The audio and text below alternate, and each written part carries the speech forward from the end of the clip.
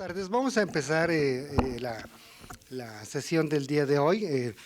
Estamos con el tercer ciclo de conferencias sobre psicología y educación.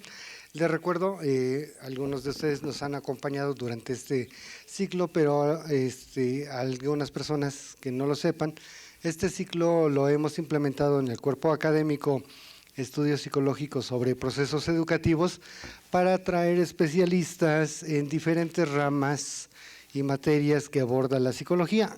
Nosotros somos una escuela de psicología educativa, pero hay muchas otras psicologías y las psicologías entre sí no son ajenas, entonces tenemos que saber un poquito de ellas.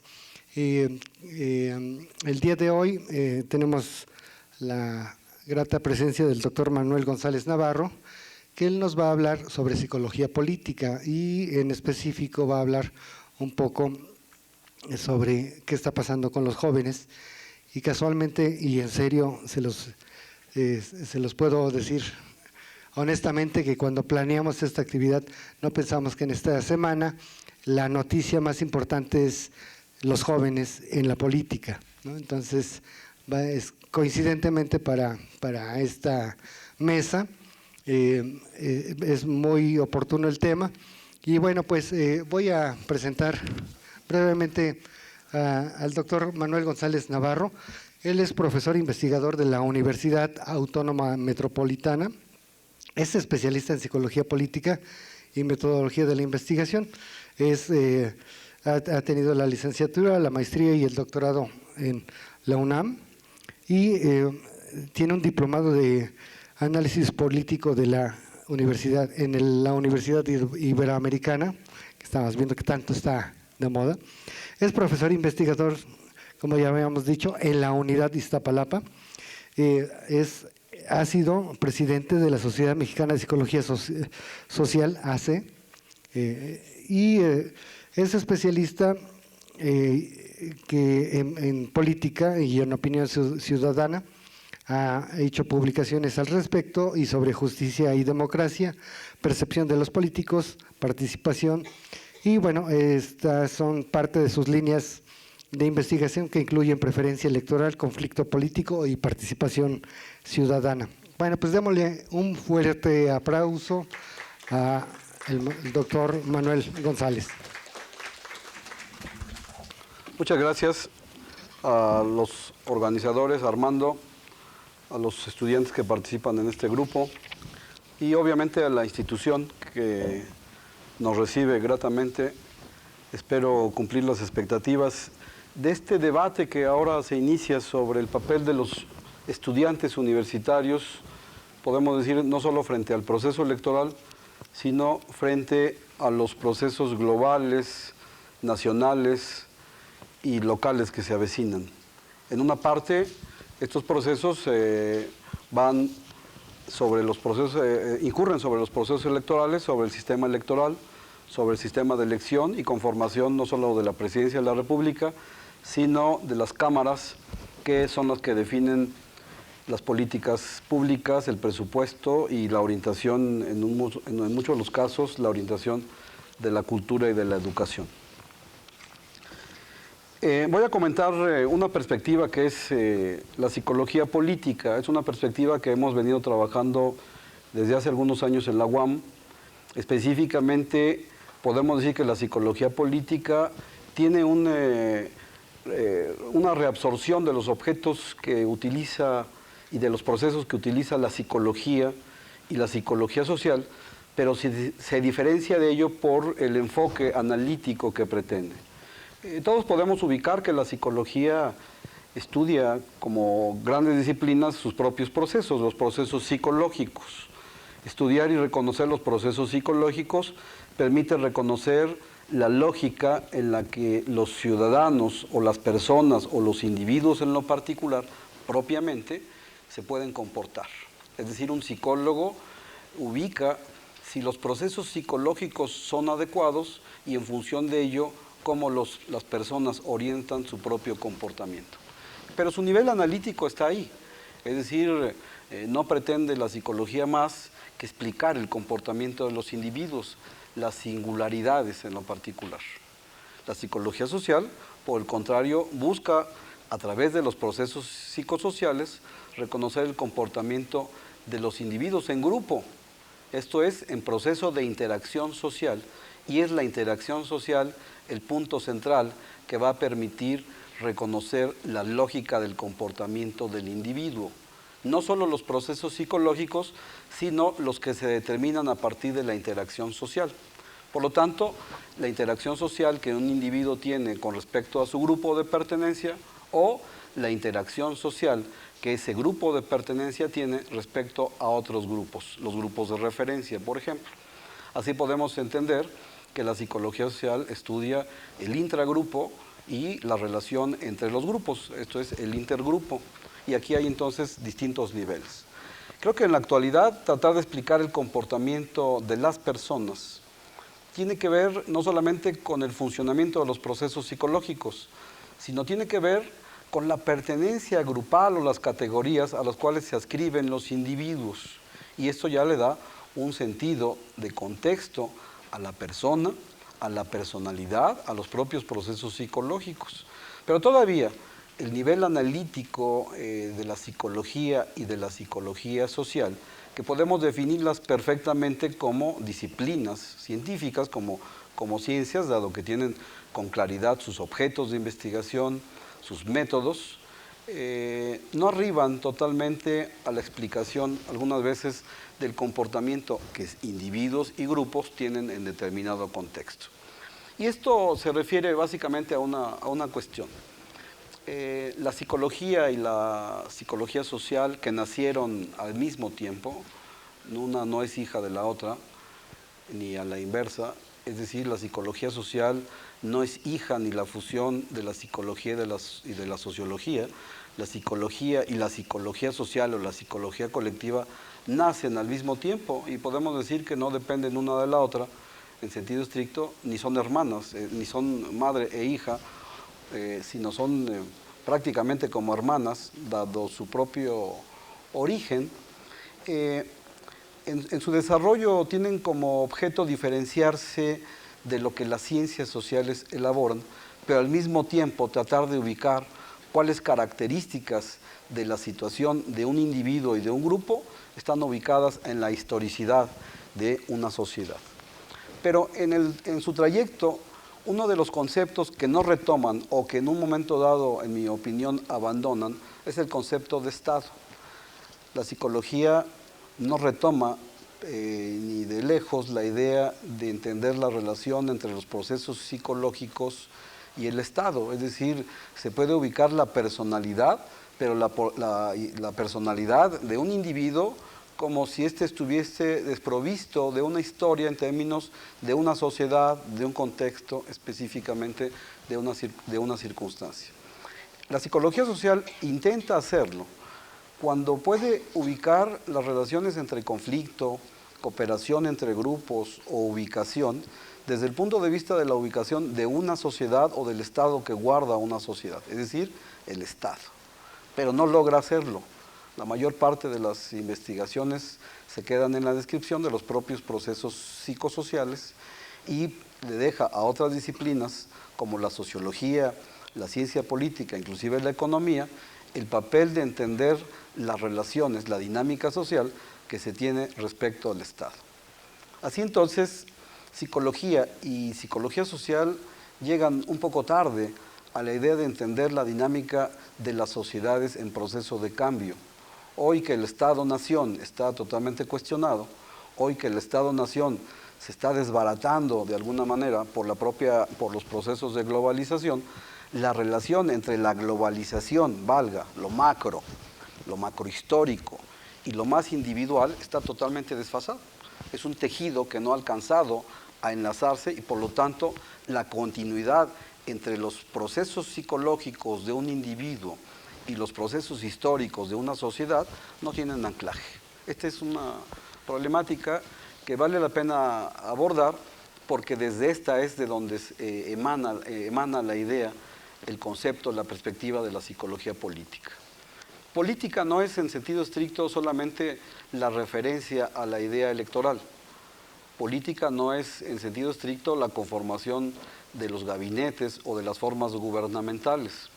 Política se puede entender de manera genérica como los procesos que tienen la posibilidad de ser evidenciados, de ser notorios, de jugar en las relaciones sociales como algo público. Es decir, algo que originalmente se pudo haber concebido en lo privado, en lo oculto, en lo no manifiesto, y que tiene la posibilidad de modificar no solamente las relaciones interpersonales, sino las relaciones sociales. Esto es, las propias condiciones del Estado, de lo que está. Aquí entonces podemos decir en este momento que la psicología política no es en sentido estricto una disciplina, sino solamente una forma, una perspectiva de observar incluso los procesos psicológicos como los procesos psicosociales. Esto es, la psicología política no es la negación de la psicología en sentido estricto, no es la negación de la psicología social en sentido estricto, sino esta articulación de procesos psicológicos, de procesos psicosociales que buscan reconocer la dinámica de la sociedad desde el punto de vista del Estado. Hoy, en la vida social mexicana, nos hacemos una pregunta, y es, ¿para dónde va el Estado? No para dónde va el gobierno. Gobierno es una parte del Estado, la ciudadanía es otra parte del Estado. ¿Para dónde va el Estado en función de la relación entre los ciudadanos, ¿sí? Esos individuos de carne y hueso, con personalidad, con historicidad, con circunstancias, ¿sí? Pero del otro lado, la parte gubernamental, las instituciones, los programas sociales, las políticas públicas, en esta relación dual, eventualmente de conflicto, eventualmente de tensión, eventualmente de negociación, ¿sí? Conducen al Estado en esta dicotomía ciudadano-poder político. Lo político en este caso, ¿sí? Se convierte en eso que se hace público entre la relación que guarda el ciudadano respecto de gobierno. Así entonces, la psicología política pretende recoger estos elementos, focalizarlos y buscar entender hacia dónde se conduce una sociedad en lo individual, hacia dónde se conduce el Estado de una nación, el Estado y la nación, y hacia dónde se conduce en un momento dado los esquemas que, producto de la globalización, se pueden instaurar en una sociedad, en una región, en una localidad o en una comunidad inclusive, específicamente también a nivel individual. Les voy a comentar una investigación que he hecho hace algunos años, que ahora puede permitirnos reflexionar sobre esto que estoy comentando y finalmente tener la posibilidad de establecer un diálogo o un debate sobre los acontecimientos más recientes que vivimos los mexicanos, no solamente en la Ciudad de México, sino en el país, tanto en su presente inmediato como elementos igualmente que pueden ser desprendidos de un pasado más o menos oscuro, más o menos oculto, hacia un futuro inmediato e inclusive podemos decir reordenador. Es decir, el momento que vive no solamente nuestro país, sino el momento que vivimos nosotros como ciudadanos, como personas y como partes, como miembros de una comunidad. Cuando definimos la idea de esta charla, pensábamos justamente en para dónde van a ir a inclinarse la juventud, ¿sí? Los jóvenes en sentido estricto, y vamos, también qué podemos entender por juventud, por jóvenes, ¿no? Inicialmente los jóvenes no solamente son los universitarios, sino los universitarios son parte del grupo denominado jóvenes. Así entonces, una pregunta que nos hicimos para poder orientar esta charla sería la idea de la participación ciudadana. ¿Qué es la participación ciudadana? Pues básicamente desde el punto de vista de la psicología social, este reconocimiento de los procesos subjetivos que tienen como propósito el reconocer no solamente a uno como miembro de una comunidad, reconocer a otros como miembros de esta comunidad, sino sobre todo fomentar el desarrollo social y la democracia. Así entonces, uno de los temas centrales de la psicología política y de la psicología social que estudia la política, pues tendría que ver con la influencia que los ciudadanos tienen sobre los asuntos públicos. La psicología social tiene como un objeto, desde mi punto de vista prioritario, al pensamiento social. El pensamiento social se puede ubicar como esta forma de organización de la realidad social, no la comprensión, sino el proceso constructivo de la realidad social a través de las distintas opiniones, las actitudes, las atribuciones, imágenes o representaciones que las personas elaboran sobre los asuntos y los problemas sociales, sobre los asuntos públicos o los problemas sociales, o ambos en este caso. Así entonces, uno de los temas centrales en el fondo de la participación social es la vida política, ¿sí? Es la política en el sentido de que la política se puede constituir como un objeto de estudio cuando nosotros estamos definiendo ya la participación ciudadana. Una definición muy elemental de participación, pues es ser parte de algo, ser parte de una familia, ser parte de un grupo de amigos, ser parte de una institución, ser parte de una nación. Participar es ser parte de ello, es decir, tener la posibilidad no solamente de opinar, sino que la opinión tenga una influencia decisiva sobre las formas en que se adoptan las soluciones a los problemas e incluso sobre la forma en que se caracterizan los problemas, o más aún, sobre las formas en que se observa o se define la causalidad de los problemas. El problema no solamente está ahí, eventualmente una de las principales problemáticas que tenemos es entender un problema social para intentar resolverlo. Intentar resolver un problema acusa a una idea de causalidad y a una idea incluso de consecuencia. Un problema tiene un pasado y en la forma de abordar el problema tendrá que tener un futuro. Así hay entonces en el pensamiento social una organización social, una estructura que se elabora donde hay temporalidad. Todos pensamos en el ayer, también pensamos en el hoy y evidentemente pensamos en el mañana. Pero no los pensamos aislados, sino tratamos de conectarlos, y al conectar pasado con presente o pasado con futuro, estamos construyendo una estructura de pensamiento social, y el pensamiento social es un gran objeto de la psicología social. Pensar sobre la política constituye un objeto preciso, no solo de la psicología social, sino de las ciencias sociales. Pero pensar y actuar sobre la política constituye no solo un objeto de estudio, sino una problemática contemporánea que va a permitir el definir qué es lo que vamos a hacer nosotros como individuos, como grupos o como miembros de una comunidad, de una colectividad. Esto es, cómo participaremos en esa colectividad, en esa comunidad. Eventualmente la gente puede decir, pues vamos a votar.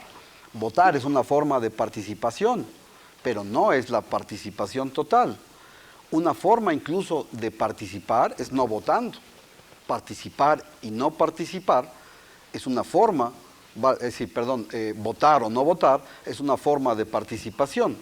No votar parecería ser que es no participar, pero se es miembro de una colectividad, de una comunidad. Por lo tanto, participar, ¿sí?, incluye la idea no solamente de votar, sino inclusive la idea de la abstención, en este caso electoral. Así, definir a la política es, en primer lugar, tener el conocimiento de los actores sociales. ¿Quiénes van a participar? ¿Quiénes son? ¿De dónde vienen? ¿Sí? Tanto en el sentido de los actores sociales individuales como de las instituciones, las problemáticas y de lo que son capaces o de lo que ofertan en términos de solución a los problemas. Cuando alguien define ser el rector de una universidad, el director de una facultad o el gerente de una institución, evidentemente que oferta una capacidad, una habilidad frente a una problemática. En el caso de los actores sociales, en el caso de los actores políticos, ofertan una capacidad, una habilidad, una experiencia, pero tal vez ofertan muchas más cosas. esto es publicidad. Pero los ciudadanos en algunos casos construyen sus propias expectativas. No es lo que oferte el candidato o la candidata o quien se va a lanzar a un cargo, sino las expectativas que la gente que está en un grupo, en una institución, en una sociedad, espera frente a una problemática. El mundo no se ve igual desde abajo que de arriba, tampoco se ve igual de la izquierda que de la derecha, o no se ve igual si tuviéramos lentes rojos que tuviéramos los lentes azules. El mundo se ve diferente y esta diversidad, ¿sí?, va a tener la cualidad de que nos permite reconocer que en el fondo los ciudadanos tienen una pluralidad, una diferenciación, una gama muy amplia de puntos de vista que van a ser negociables con aquellos que ofertan su propia candidatura frente a un cargo. En el fondo podrían aparecer estrictamente las habilidades o los conocimientos. Algunas veces esto le podemos llamar los atributos. ¿Qué atributos tiene alguien para ser el director técnico de la selección de fútbol mexicana para competir en las Olimpiadas? ¿Sí? Probablemente Juanito, candidato a Iztapalapa, no tuviera las habilidades o los conocimientos adecuados para ser candidato ni siquiera a centro delantero o a la defensa o a la dirección de la porra. Pero se puede ofertar porque él mira o él se mira a sí mismo que tiene la capacidad, que tiene la habilidad y en consecuencia puede mostrar sus propias habilidades frente a otros. Igualmente, un segundo elemento que juega en términos de la vida política es el conocimiento del pasado colectivo, del pasado común de nosotros. ¿Qué significa? Significa el conocimiento de nuestra propia historia, definir a los problemas sociales, definir a los problemas que nosotros observamos como un asunto estrictamente de coyuntura, sería la elección para un día. Cuando nosotros observamos problemas, cuando alguien oferta los propios problemas y las soluciones a ellos, lo que va a definir es un campo de historicidad. ¿De dónde venimos como grupo? ¿De dónde venimos como comunidad? ¿Y de dónde venimos como pueblo o como nación? Pero al definir un poco cómo venimos, desde dónde venimos, cuáles son los rasgos centrales, también estamos definiendo en gran medida hacia dónde vamos o cuál es la tendencia. Y estamos definiendo no solamente formas políticas, estamos definiendo formas ideológicas, estamos definiendo formas culturales, estamos definiendo tradiciones, costumbres, valores, hábitos que están ahí y que de alguna manera no cambian rápidamente. ¿Sí? Gran parte de la forma de ser del mexicano se dice, no lo aprendimos en este siglo, sin duda alguna, apenas llevamos ya 12 años, menos de 12 años. ¿Sí? No lo aprendimos en este siglo. Probablemente tampoco lo aprendimos en el siglo pasado, sino lo hemos aprendido desde hace 4, 5, 6, 8, 10 siglos. Es decir, hay cosas que no han cambiado en nosotros, no como individuos, sino como nación, como grupo social, como etnias, algunas veces como razas, ¿sí?, desde hace muchos años. Pero hay cosas que son estrictamente modernas, la forma de comunicarnos, la forma de chatear, ¿sí?, la forma a veces de trabajar, los ritmos de trabajo, los ritmos de sueño, los ritmos del amor, están jugando parte de toda esta historicidad. Entender la historicidad en consecuencia, entender los acontecimientos históricos y los personajes que han hecho a la propia nación donde nosotros vivimos, es una tarea importante, ¿sí? Hoy se puede decir que las ciencias sociales, yo ubicaría la psicología como una ciencia social, obviamente la psicología social, ¿sí?, no se pueden desprender y tratar de definir ni la personalidad ni la dinámica de los grupos si no entendemos no solamente a los grandes actores sociales, sino si no entendemos a la historia de nuestra propia nación. ¿Sí? Las teorías de personalidad, por ejemplo, yo las ubicaría no como teorías folclóricas o no como folclore, sino como parte estrictamente de la dinámica ahora de globalización, de historia específica de la propia nación y de las características incluso circunstanciales que nosotros podemos tener, ¿sí? Como país, como cultura, nosotros tenemos valores que hemos ido conservando hace más de 300 años, yo diría. Incluso podría decir que con la conquista, después de la conquista, hay valores que permanecen, hay valores ocultos que han permanecido, que emergen de cuando en cuando, ¿sí? A manera no solo de valores, sino inclusive a manera de prácticas sociales, ¿sí? Tal vez la escena más prehispánica que podamos tener cotidianamente, yo podría decir un buen taco de guacamole sacado de un molcajete, ¿sí? Es sin duda una imagen no moderna, es una imagen prehispánica que atraviesa los siglos, que atraviesa los grupos, que atraviesa las familias y que ahí la tenemos, ¿sí? Probablemente algunos significados han cambiado, ¿sí? También algunos sabores y algunos redondeces de la propia tortilla, pero esta característica, esta práctica nos ha hecho comunes y bueno, pues en algunas taquerías se dice, como es en la manera de agarrar el taco, se ve quién es tragón, aunque bueno, también se le puede cambiar la última palabra por otras, ¿no? Pero aquí podríamos señalar que esas formas culturales no son modernas solamente, no tienen la edad que nosotros tenemos. La historia de nosotros, ¿sí? No es solo la historia de nuestras vidas personales, sino es la historia de nuestra propia cultura.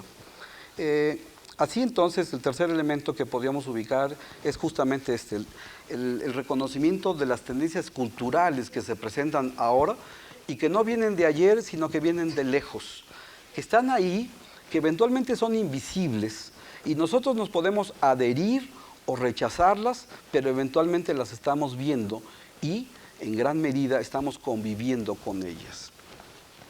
Estas tendencias pueden ser, en términos generales, una tendencia colectivista, ¿sí? A ser grupo, a vivir en grupo, a tener familias no solamente pequeñas, sino a vivir en familias grandes, a mostrarte en familias grandes. Y bueno, la modernización igualmente nos ha generado una tendencia inversa, que es resolver, entender el mundo de una manera estrictamente individual, ¿sí?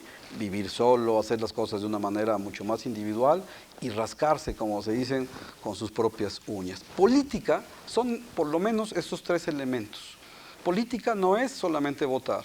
Política es un reconocimiento de la historia, un reconocimiento de los valores y un reconocimiento de quien personifica estrictamente los valores. Así entonces podemos decir que hay asuntos sociales y culturales como a manera de prácticas que se muestran en la confianza que los ciudadanos tienen a las instituciones y a los procesos políticos. Confianza que eventualmente se recoge incluso en términos de las relaciones interpersonales, ¿no? La pregunta que por ahí se hace en términos de ¿a quién le dejaría de 3 o 4 personajes encargado usted a su hijo o a su hija? La credibilidad en las instituciones, la credibilidad en las autoridades y sin duda en las instituciones, la identidad social y colectiva y la cohesión y la organización social son temas que se adhieren a entender lo que es la vida política, ¿sí? Es decir, concluyo con esta idea, la vida política no es votar solamente, sino es construir o reconocer eso que es privado o que se ha hecho privado en cosa pública y debatirla en términos de la relación ciudadanos-gobierno para la construcción del Estado. La psicología aporta cosas, la psicología social aporta otros elementos, pero la perspectiva de la psicología política trata de reorganizarlas en términos de darle una perspectiva de sentido sobre la característica del Estado. Así entonces, abordamos la idea de una investigación. Una investigación de tipo correlacional y comparativo en términos de generaciones. ¿Sí? Utilizamos en el 2009 un muestreo por cuotas en 3 delegaciones, 3 municipios del Estado de México con 4 generaciones. Definimos a las generaciones como un proceso no solamente biológico, sino como esta formación del pensamiento social que busca estructurar la realidad, que busca darle sentido, que busca darle orientación, que busca darle dirección y que busca darle intensidad a partir de acontecimientos particulares. ¿Sí? Construimos una periodización de la historia en términos de distintos momentos. Un primer momento es un momento revolucionario que para nosotros terminaría en la conformación del Partido Nacional Revolucionario, hoy el PRI, en 1929, posterior a una etapa de enorme autoritarismo que se va del 1930 a 1959. ¿Sí? No había más que la palabra del presidente, no había más que la palabra de un solo partido. En ese tiempo ya el PAN se fundó igualmente en el 39, casualmente los partidos fuertes se fundan en los 9, ¿sí? El PRI en el 29, el PAN en el 39, el PRD en el 89. ¿Por qué razón? Quién sabe, pero en este país hay cosas muy esotéricas que a veces uno no entiende, pero se fundan en los años 9. El periodo de represión, es decir, cero oposición, y cuando aparecía la oposición no solamente era reprimida, sino desaparecida, que va de 1960 al 75 y que ubica sin duda el momento político, uno de los momentos políticos más álgidos, que es de 1968. Después un periodo de apertura, ¿sí?, que se da con la conformación de la apertura a la Cámara de Diputados y Senadores a la oposición y que podemos denominar justamente así, de apertura, que inicia en el 76, se conforma, se obtiene incluso la mayoría de edad, de 21 pasa a 18 años, los ciudadanos entonces ya podían votar a los 18, y después inicia tal vez el periodo que nosotros estamos viviendo, que es el periodo de la transición, que podríamos ubicarlo inicialmente en el 89 o 90, ¿sí?, y que podríamos inicialmente a lo mejor definir que termina en el 2005, pero después de que hice esta periodización me quedé con la duda de si la transición ya terminó, o todavía sigue, o ya se perdió y entonces quedamos en una inercia terrible. Si esto es así, los periodos históricos son los que van a conformar a las generaciones. Es decir, no es la edad biológica la que hace a una generación, sino son los acontecimientos sociales y en consecuencia el impacto que estos acontecimientos tienen particularmente en las personas, en los ciudadanos entre 15 y 25 años de edad, ¿sí?, para causar un impacto que tenga la necesidad, que cree la necesidad de construir una forma de pensamiento social acorde a las propias circunstancias. Y en ese orden yo podría definir que tenemos todavía 5 generaciones vivas, todavía hay algunos revolucionarios, ¿sí?, a lo mejor ya demasiado grandes, pero básicamente la generación del autoritarismo, de la represión, de la apertura y de la transición hasta este momento son generaciones que opinan, que votan, que salen a las calles, que gritan o que se quedan en su casa viendo televisión, telenovelas y películas mexicanas, ¿sí? Es decir, esta pluralidad la tenemos y esa pluralidad vive, convive y de alguna manera organiza formas de vida, formas de pensamiento social y esas formas de pensamiento social influyen sobre los distintos ciudadanos. A priori podemos decir que la composición de las generaciones ya define formas de pensamiento distinta y esas formas de pensamiento distinta crean lo que se llamarían las brechas generacionales y los debates entre las distintas generaciones. Nuestro instrumento final, en este caso, quedó conformado básicamente de 3 escalas que construimos de acuerdo a las líneas generales de la investigación sobre la imagen de los actores sociales, sobre la memoria colectiva de los eventos y los personajes y una escala de individualismo-colectivismo, ¿sí? Daré básicamente resultados en términos de lo que serían la escala de imagen de actores sociales y la escala de individualismo-colectivismo que llama la atención y tomaré algunos elementos generales de lo que es la memoria colectiva como elemento, pero me voy a saltar rápidamente porque es muy largo de describir. Así entonces, lo que tendríamos es que la dinámica del pensamiento social se ubica por 3 elementos. La imagen de los actores, en primer lugar, ubicaría a 3 grandes actores que todos conocemos. que institucionalmente que podemos definirlos como el PRI, el PRD y el PAN. Ubico que esta investigación es estrictamente sobre zona metropolitana del Distrito Federal, hecha en el 2009.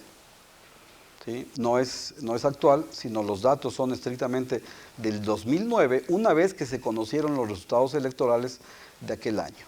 Y entonces, la imagen que tenemos es esa fotografía, ese momento postelectoral 2009.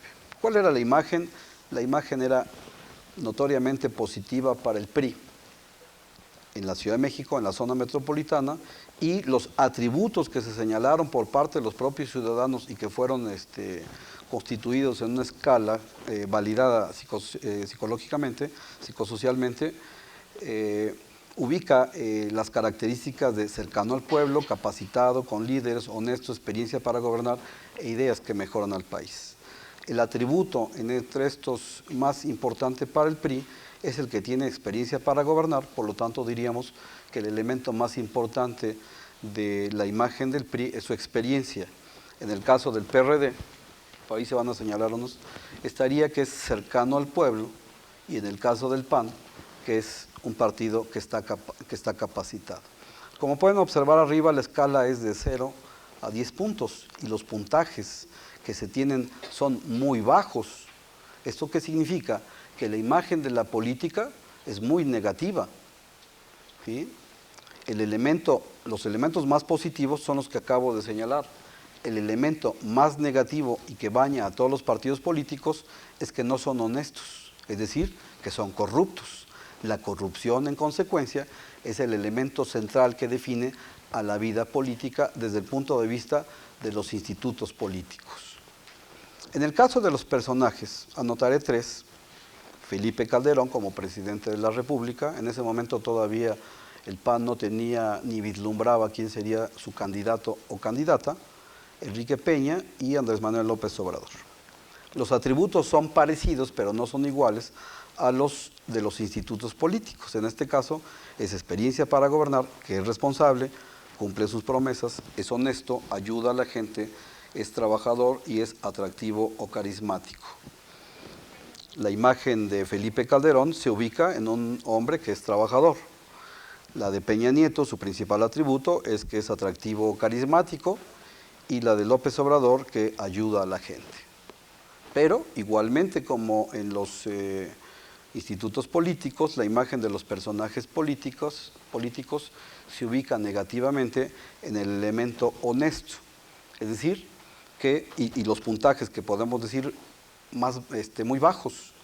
El puntaje más alto es el que tiene Enrique Peña Nieto con 7.09 sobre 10 puntos, y es el elemento de que es atractivo o carismático, es decir, que es guapo. Y este elemento es el más reconocido para él. Y es el elemento que además es el más alto de todos. En el caso de Felipe Calderón, simplemente que es un hombre trabajador, y de López Obrador, que ayuda a la gente. Estas imágenes son distribuidas de una manera diferencial por generaciones, es decir, no son homogéneas.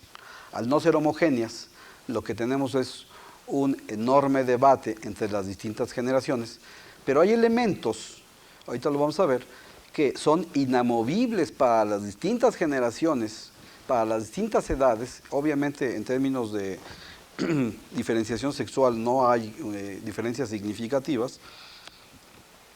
Las mayores diferencias que se pueden tener en términos de los puntajes son debidas a nivel educativo o en un momento dado nivel socioeconómico, que obviamente entre estos de alguna manera están correlacionados. En el caso de la memoria colectiva, esta se dividió en 2 grandes periodos. Un periodo denominado pasado lejano y un periodo denominado pasado reciente.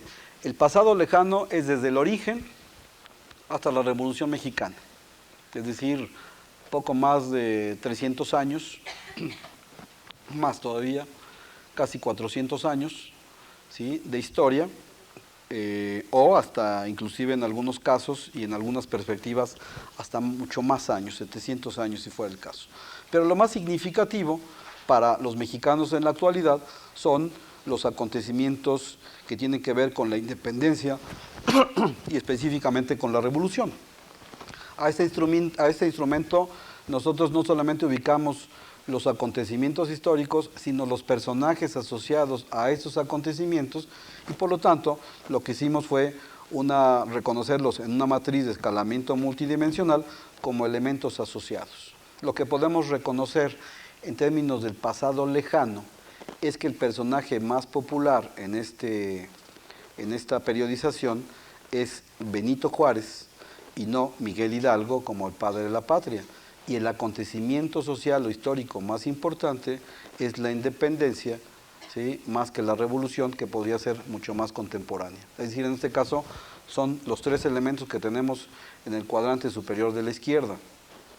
Y los elementos más negativos son los que tenemos a la derecha, que son la conquista y Cuauhtémoc. Sin embargo, entre generaciones, este mapa no tiene diferencias significativas. Es decir, toda la población piensa más o menos igual, ¿sí? La independencia es el acontecimiento histórico más importante, y entonces aquí podemos ir especulando en términos de los significados. ¿Cuál es el significado de la independencia? No solamente ser libres o ser independientes, sino en un momento dado soberanos, ¿sí? Pero aquí hay otro elemento, es decir, está entre, como pueden observar, entre Hidalgo, en el cuadrante superior izquierdo, entre Hidalgo y la independencia se mete Juárez. Juárez es un personaje importante y habría que buscar conocer cuáles son los significados que representan Juárez para el mexicano, ¿sí? Probablemente uno o varios.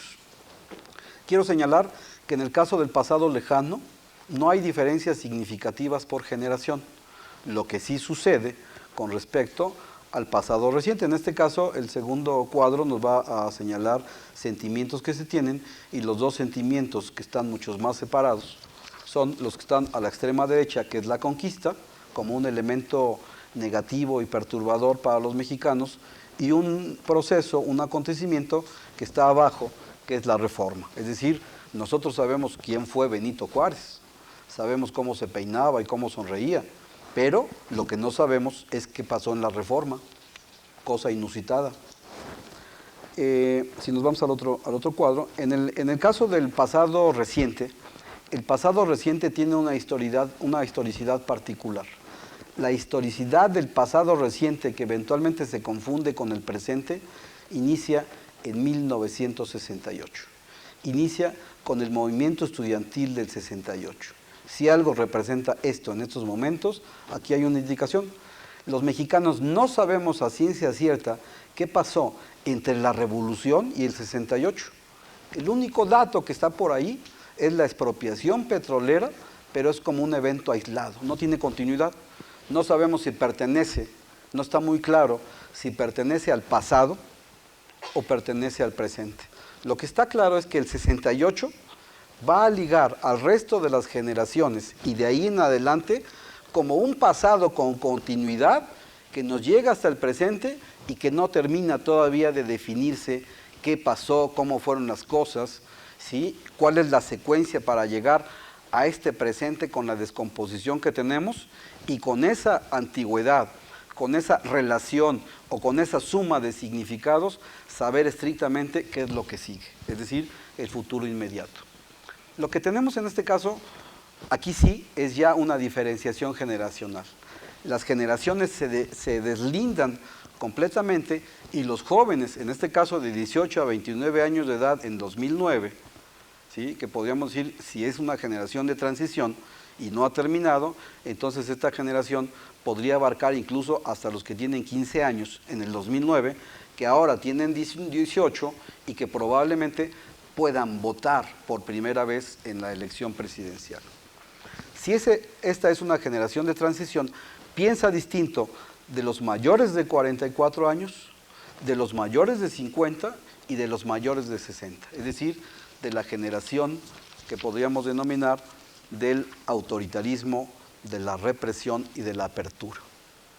Si los jóvenes son una generación de transición, en consecuencia, están tratando de construir desde el punto de vista del pasado reciente y del presente un esquema de interpretación distinto donde los actores son acomodados de manera diferencial entre los distintos actores. Por ejemplo, veamos en este caso el cuadro. Aquí lo que tenemos es, en el cuadrante superior izquierdo, que la salida del PRI de Los Pinos, Calderón y Fox son valorados casi de manera semejante. Es decir, están aglutinados con un significado semejante, esto es para toda la población. Pero la situación actual está disociada, que es la que está en el cuadrante inferior izquierdo. El resto de los acontecimientos, que son el movimiento estudiantil de 68, las consecuencias del sismo del 85, la caída electoral del 88 y los personajes Miguel de la Madrid, Díaz Ordaz y Salinas de Gortari están totalmente separados de ello. Cuando lo vemos por generación, específicamente, aquí hay, no incluí otra, pero bueno, lo que tenemos es, en este siguiente cuadro, lo que vamos a ver es que la salida del PRI de Los Pinos está separada en el cuadrante superior de la derecha, el sismo y el movimiento estudiantil de 68 igualmente a la derecha, pero abajo, disociado de la salida del PRI de Los Pinos, y el resto de los personajes, ¿sí? Acontecimientos como personajes, principalmente presidentes de la República, están aglutinados con respecto al presente. Es decir, aquí hay una reorganización tanto de valores como de sentimientos distribuidos en distintas generaciones. Cada generación elabora su propio mapa, es decir, su propia forma de pensamiento social y por lo tanto podríamos decir su propia forma de interpretación de la realidad actual. Con esta premisa podemos decir que las generaciones tienen una doble forma de interpretar. Hay elementos que son comunes, idénticos, el pasado lejano, y hay elementos que son particulares, una especie como de relación familiar. El papá, la mamá, los hijos, la abuelita, etcétera, piensan de la misma manera sobre un objeto, pero el hijo, la abuelita, el papá, la mamá, etcétera, piensan cada uno de una manera diferente otro objeto. Es decir, hay comunidad, pero hay diversidad al mismo tiempo. El pensamiento social, en este caso, podríamos decir, tiene dos elementos y dos objetos que juegan formas diferentes. Uno es totalmente cohesivo, vamos a decir como centrípeto, y el otro podría ser centrífugo, es decir, un elemento cohesionador y un elemento diferenciador. Pero no estoy hablando de personas, sino de generaciones. Al hablar de generaciones, también elaboramos esta escala de individualismo-colectivismo que nos llevó más que a un hallazgo, a una sorpresa y podríamos decir a una gran duda. Yo concebía en lo particular a la sociedad mexicana como una sociedad estrictamente colectivista. Sin embargo, cuando obtenemos los resultados, lo que observamos es exactamente lo contrario.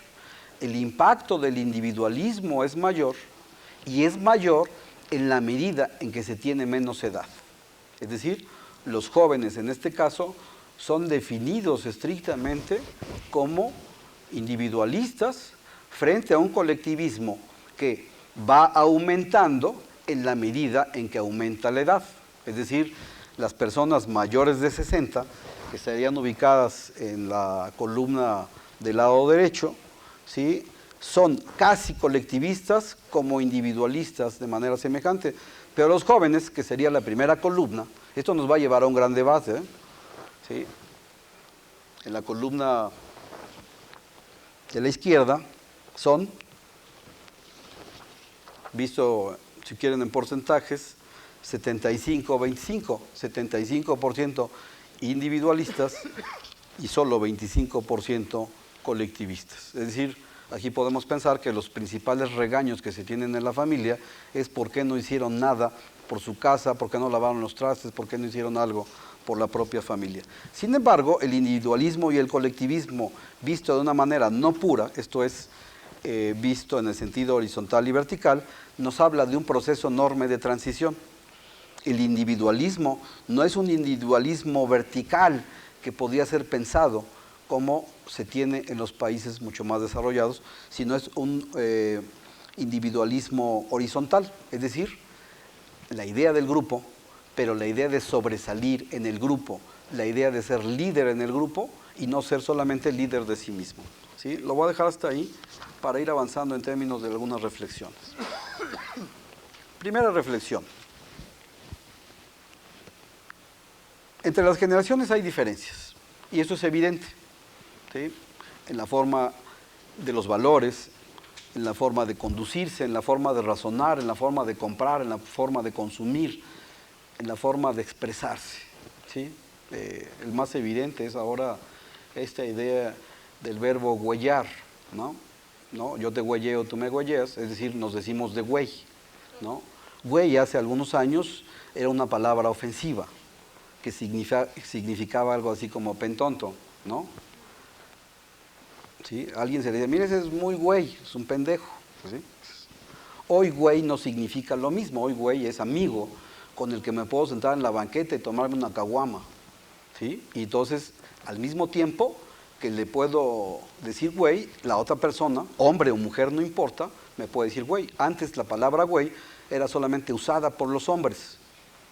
Hoy la palabra es usada indistintamente por hombres y mujeres y tiene una connotación totalmente diferente. Es decir, las generaciones cambian y cambian en muchos sentidos. Y al cambiar, ¿sí? Hay cosas que cambian, pero hay cosas también que permanecen. Esto es, teóricamente, el pensamiento social, digo, tiene estos dos elementos. El elemento cuestionador, que homogeniza, que hace que pensemos igual, y el elemento diferenciador, que hace que cada uno, cada generación específicamente, pueda tener su propia conceptualización y su propio esquema de interpretación. Esto es, que tienen significados diferentes respecto no solamente de los personajes, ¿sí? Sin duda hoy los jóvenes tienen una clara percepción y evaluación de los actores políticos que probablemente no comparten los mayores de 45 y los mayores de 60. Habrá que ver. Los jóvenes ya pusieron su posición y dijeron no a favor de Peña Nieto. Sale. Tiene un significado y se va a crear un significado. Pero faltan las otras generaciones en términos de que en el día se expresan y en la noche de alguna manera conviven y el fin de semana pues unos debaten con los otros. Hay entonces, frente a la idea de la política, conflictos y procesos de negociación a través de los valores, a través del lenguaje, a través de los esquemas de interpretación y a través de las formas del pensamiento social que nos van haciendo comunes, pero al mismo tiempo nos van haciendo diferentes. Aquí podríamos preguntarnos varias cosas y con estas preguntas podría yo cerrar esta charla para iniciar un debate. ¿Sí? Eventualmente podemos decir que una golondrina no hace al verano. Y nos podemos preguntar si la generación en transición, de esto se trata la charla, ¿sí? ¿Realmente es una generación de progresistas o de conservadores frente a estos datos que estamos teniendo? Si los